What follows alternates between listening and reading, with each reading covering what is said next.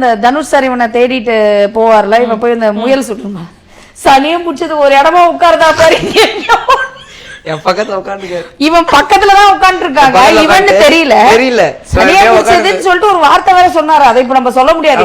சனியா பிடிச்சது எங்க மூணு உட்கார்ந்து இருக்குதா பாரு, இங்கேயோ அங்கேயும் ஓடி முயலை பிடிக்கிறான்.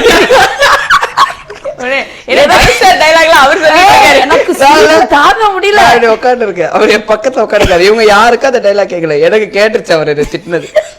வெளில ரொம்ப காண்டில் உட்காந்துருக்காரு. அப்படியே இப்படி உட்காந்து இருந்தேன், இப்படி பார்த்தேன். இன்டர்வல் லைட் எல்லாம் ஆன் ஆயிடுச்சு. எந்திரிச்சு, தம்பி அந்த பையன், ஆமா சார் நல்லா பண்ணிருக்கீங்க. இதுக்கப்புறம் அந்த லாஸ்ட் சீன்ல வந்து நான் போய் இந்த கிளைமேக்ஸ்க்கு முன்னாடி நான் ஒண்ணுக்கு போயிட்டு வரேன்னு சொல்லிட்டு போவான்ல, அப்போ போகும்போது அதுக்கு முன்னாடி இன்னொரு பொண்ணு ஒண்ணு பின்னாடி உட்காந்து செம்ம ஹெப்பா ட்ரெஸ் பண்ணிட்டு இருக்குது. ஆரம்பிச்சிருமே இது ஒரு இடமா உட்காராத, எங்கேயாவது இப்போ மேய போகும் அப்படின்னு சொன்ன உடனே இவன் பாத்ரூம் போறேன்னு சொல்லிட்டு போறான். இது ரெண்டு தான் என்னால மறக்க முடியாது.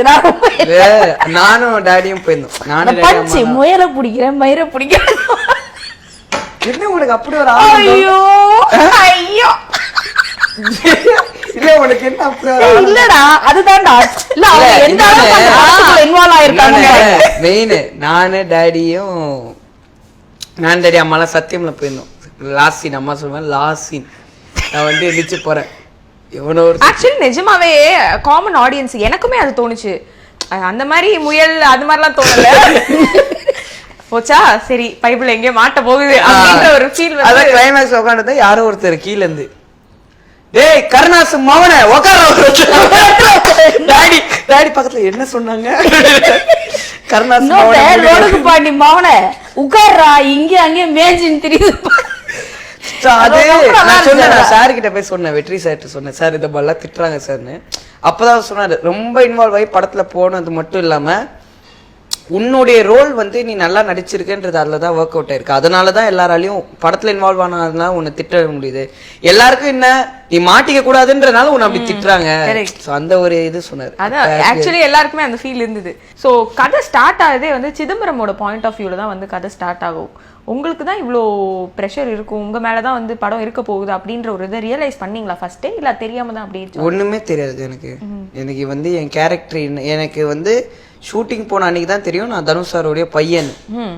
மற்றபடி என் கேரக்டர் என்ன எதுவுமே எனக்கு தெரியாது. நான் என்ன பண்ண போறேன் எதுவுமே தெரியாது. நான் டப்பிங்லாம் முடிச்சுட்டு படமா பார்க்கும்போது தான் இவ்வளோ வெயிட்டேஜ் இருக்கு என் கேரக்டருக்குன்னு எனக்கு தெரிய வந்துச்சு. அது வரைக்கும் எனக்கு அவ்வளோ தெரியாது. ஸோ வெற்றிமாறன் சார் கிட்ட பேசும்போது அவரும் அதான் சொன்னாரு, இந்த படத்துல ஃபர்ஸ்ட் காஸ்ட் ஆனது கென் தான் அப்படின்னு சொல்லி. ஸோ அதெல்லாம் கேட்கும் போது எவ்வளோ ஹாப்பியா இருந்தது. செம்ம ஜாலி. ஏன்னா எனக்கு காட் ஃபாதரே வெற்றிமாறன் சார் தான். அதனால அவர் வந்து அப்படி ஸ்டேஜில் வந்து சொல்லும் போது பயங்கர ஹாப்பியாக இருந்துச்சு எனக்கு.